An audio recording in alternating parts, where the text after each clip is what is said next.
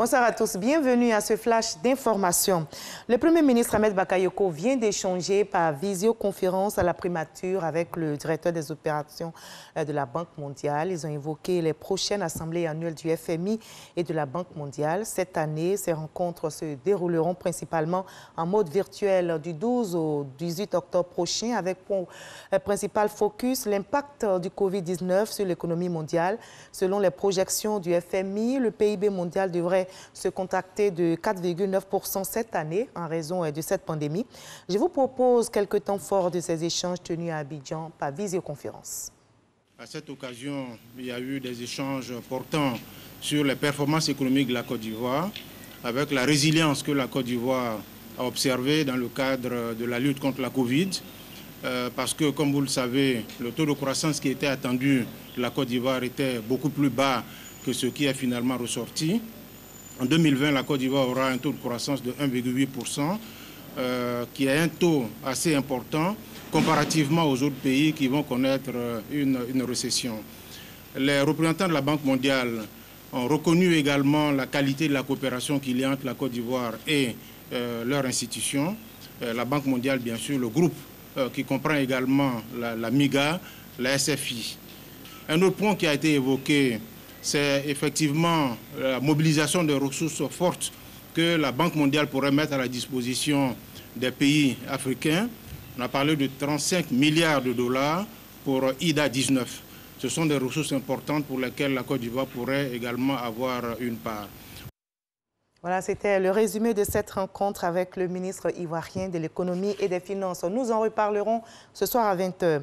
La mission conjointe des Nations Unies, de l'Union africaine et de la CEDEAO est toujours à Abidjan. C'est une mission de solidarité venue discuter avec toutes les parties prenantes à l'élection présidentielle.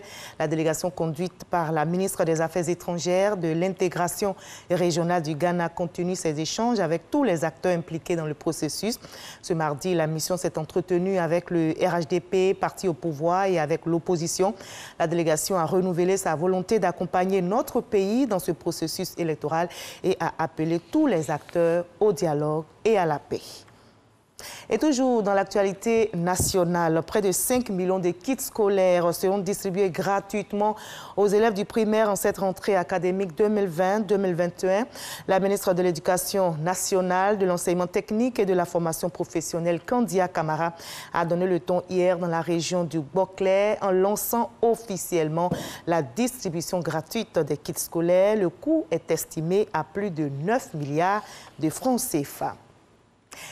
En bref, les résultats du BTS, brevet de technicien supérieur, seront connus aujourd'hui. Ils sont plus de 51 000 candidats inscrits pour cette session 2020 contre 56 414 l'année dernière. Et parmi ces candidats, notez qu'il y a 23 937 garçons et 27 713 filles. La proclamation des résultats est prévue ce mardi 6 octobre.